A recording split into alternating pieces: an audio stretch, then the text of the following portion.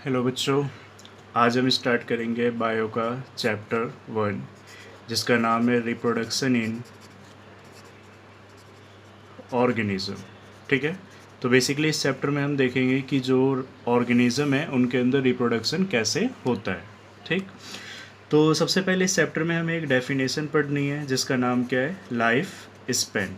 तो अगर हम लाइफ स्पैन की बात करें तो हम सिंपल बोलते हैं कि किसी भी ऑर्गेनिज्म में बर्थ से लेके नेचुरल डेथ तक जो भी पीरियड है उसे हम क्या बोलेंगे, लाइफ स्पैन। तो सिंपल लाइफ स्पैन की एक डेफिनेशन क्या है कि बर्थ से लेके नेचुरल डेथ तक जो भी पीरियड है उसे हम क्या बोलेंगे, लाइफ स्पैन बोलेंगे।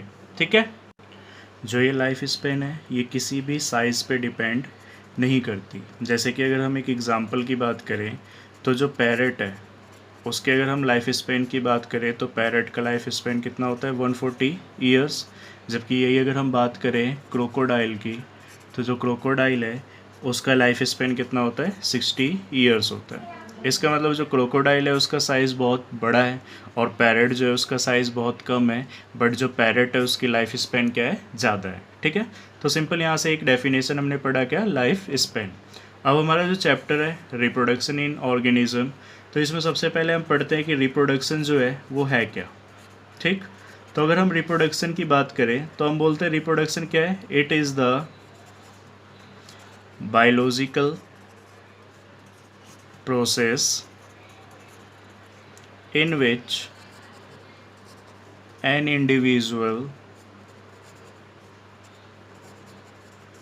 produce an offspring similar to itself। ठीक है, सिंपल हमने बोला कि जो रिप्रोडक्शन है, रिप्रोडक्शन क्या है, एक बायोलॉजिकल प्रोसेस है जिसके अंदर कोई भी इंडिविजुअल, कोई भी ऑर्गेनिज्म प्रोड्यूस करेगा क्या, ऑफस्प्रिंग, और वो ऑफस्प्रिंग किसकी तरह होगा, उसी की तरह होगा। तो ये तो हो गई रिप्रोडक्शन की डेफिनेशन।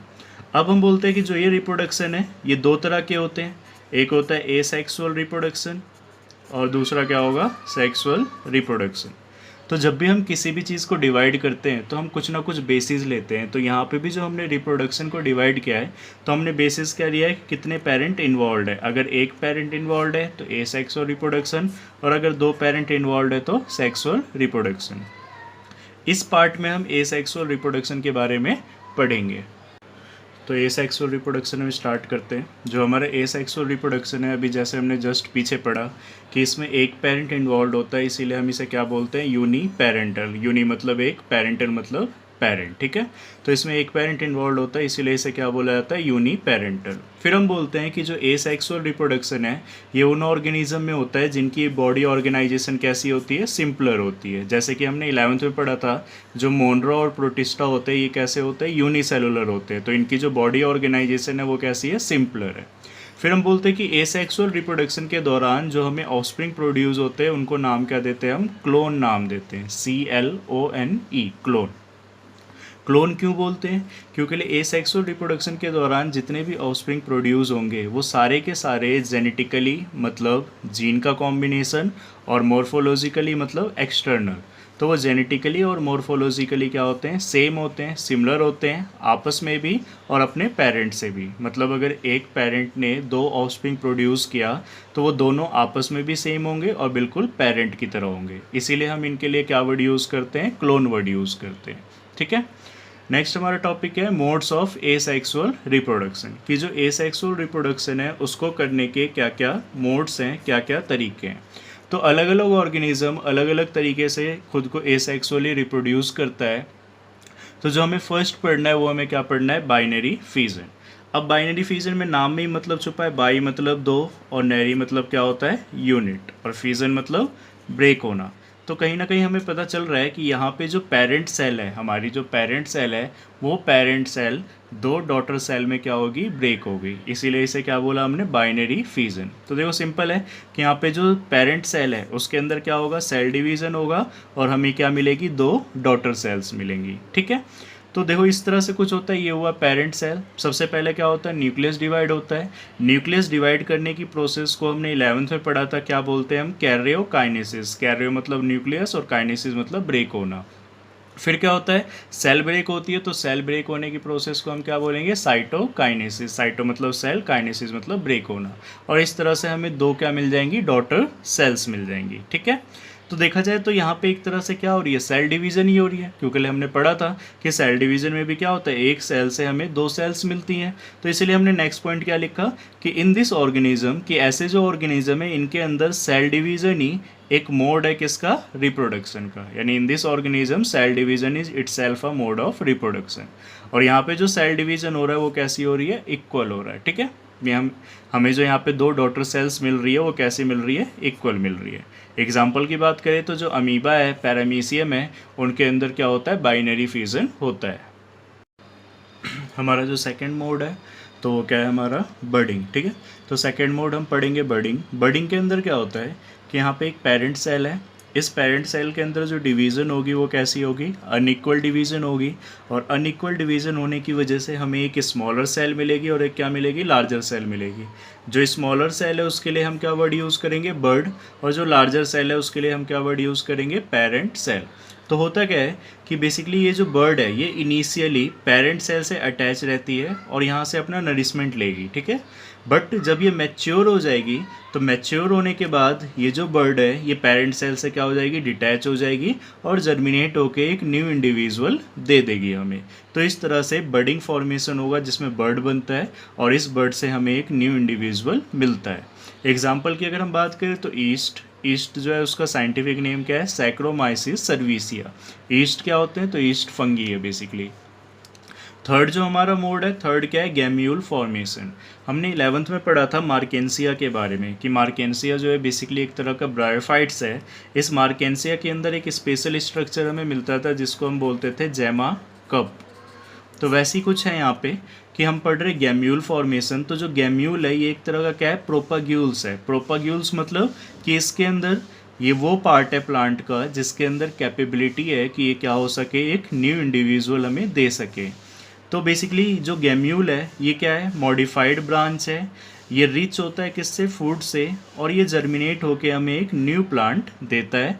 और कैसे होता है, तो जब ये मैच्योर हो जाता है तो बेसिकली पेरेंट बॉडी से क्या हो जाता है, डिटैच हो जाता है, अलग हो जाता है, जिसकी वजह से हमें एक न्यू प्लांट मिलता है।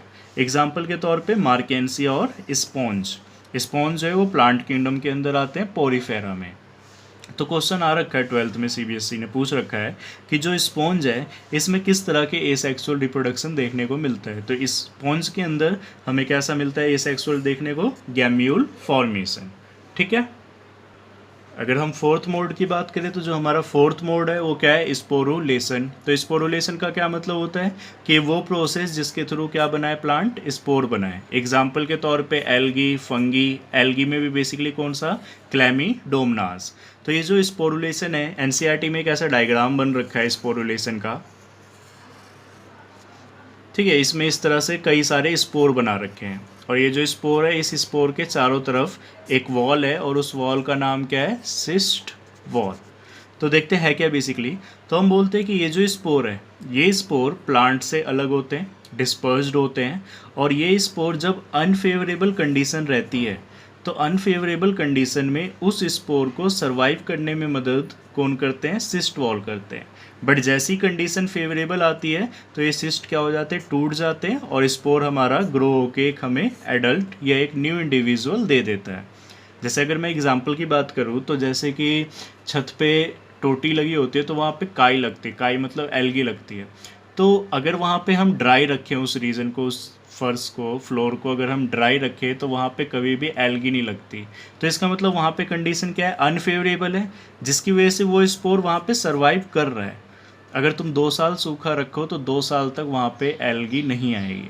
बट जैसे ही तुम कंडीशन क्या दे दोगे, फेवरेबल दे दोगे, पानी गिराना शुरू कर दो, तो वहाँ पे क्या लग जाएगी, एल्गी लग जाएगी, काई लग जाएगी। इसका मतलब कि वो जो सिस्ट था वो क्या हो गया, ब्रेक हो गया और स्पोर क्या कर गया, जर्मिनेट कर गया।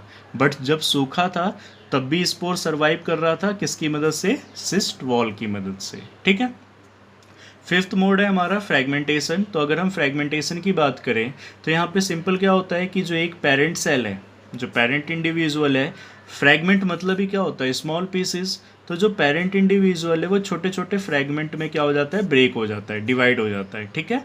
और हर एक फ्रैगमेंट हमें एक न्यू इंडिविजुअल देता है, और डिवीज़न कौन सी होती है, माइटोसिस होती है। जैसे कि अगर हम देखें कि हमने एक पेरेंट सेल बनाया, इस पेरेंट सेल को हमने छोटे छोटे 3 फ्रैगमेंट में क्या कर दिया, डिवाइड कर दिया। अब हमें हर एक फ्रैगमेंट एक पूरा का पूरा न्यू इंडिविजुअल देगा, ठीक है। तो यहाँ पे एक छोटा सा फ्रैगमेंट एक बड़ा इंडिविजुअल बनाए, तो इसका मतलब यहाँ पे क्या हुई है, ग्रोथ हुई है। तो जब भी ग्रोथ की बात होती है तो हम डिवीज़न कौन सा पढ़ते हैं, माइटोसिस। पढ़ा था ना 11th में, 2 डिवीज़न, एक माइटोसिस और एक मियोसिस। तो जो माइटोसिस है वो किसके लिए रिस्पॉन्सिबल होती है, ग्रोथ के लिए रिस्पॉन्सिबल होती है, ठीक है। तो सिंपल फ्रेगमेंटेशन में एक पेरेंट सेल छोटे छोटे फ्रेगमेंट में डिवाइड होगा, और हर एक फ्रेगमेंट हमें एक न्यू इंडिविजुअल देगा। एग्जाम्पल की अगर हम बात करें तो स्पायरोगायरा एल्गी, और वो जो छोटा सा फ्रैगमेंट एक न्यू इंडिविजुअल दे रहा है, तो डिवीज़न कौन सी हो रही है, माइटोसिस हो रही है। इसके अलावा और चीज़ें देखते हैं। हमने एक फंगी पढ़ना है जिसका नाम है पेनिसिलियम नोटेटम। जो पेनिसिलियम नोटेटम है ये हमें एक एंटीबायोटिक देता है जिसका नाम है पेनिसिलिन। पेनिसिलिन जो है वो फर्स्ट एंटीबायोटिक है, और वो हमें इस फंगी से मिलती है। तो ये जो फंगी है पेनिसिलियम नोटेटम, ये भी एसेक्सुअली खुद को रिप्रोड्यूस करता है by the formation of conidia, ठीक है। कोनिडिया फॉर्मेशन के थ्रू ये एसेक्सुअली रिप्रोड्यूस करता है। इसी के साथ साथ अगर हम और पढ़ें तो रीजनरेशन। रीजनरेशन का मतलब क्या है, री मतलब दोबारा, जनरेट होना। तो जब भी अगर कोई पार्ट पार्सली डैमेज हो जाता है तो वो चीज़ क्या हो जाती है, दोबारा से रीजनरेट होने की कैपेसिटी कुछ ऑर्गेनिज्म के अंदर होती है। जैसे कि प्लेनेरिया, प्लेनेरिया जो है वो अपने पार्ट को दोबारा से रीजनरेट करता है। इसी के साथ साथ लिजार्ड की जो टेल होती है, जो लिजार्ड के टेल के अंदर ये कैपेसिटी होती है, ठीक है। इसी के साथ साथ हमारा एक ऑर्गन है लीवर, उसके अंदर भी कैपेसिटी है कि वो अगर पार्सली डैमेज हो जाए तो रीजनरेट कर सकता है। ये क्वेश्चन भी आ रखा है कि ह्यूमन के ऑर्गन के का नाम लिखिए जो कि अगर पार्सली डैमेज हो जाए तो रीजनरेट हो जाए। तो आंसर क्या होगा हमारा, लीवर होगा, ठीक है। तो इस पार्ट में हमने एसेक्सुअल रिप्रोडक्शन पढ़ लिया। नेक्स्ट पार्ट में हम वेजिटेटिव प्रोपगेशन पढ़ेंगे, ठीक है।